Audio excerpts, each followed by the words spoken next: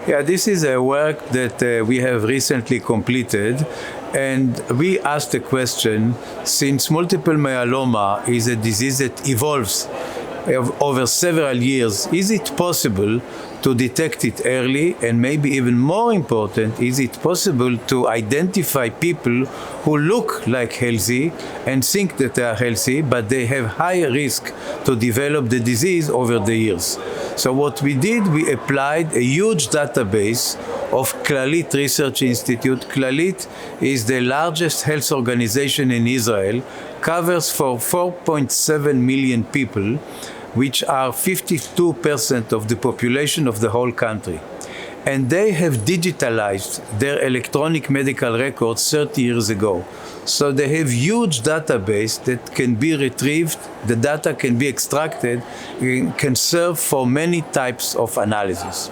So what we did basically, we first step and identified 5,000 patients with multiple myeloma diagnosed between the years 2002-2019.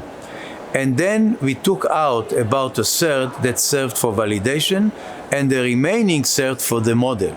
Then we matched controls and we compared about 250 variables, all kinds of variables, epidemiological, data sets, lab data, medications, house visits, everything, 250 variables we compared between the patients and the controlled 5 years before the disease. And then, using digital tools and AI tools, we developed a simple model based on 9 simple parameters, such as uric acid, cholesterol, LDH, simple parameters that every physician, every patient in the community has.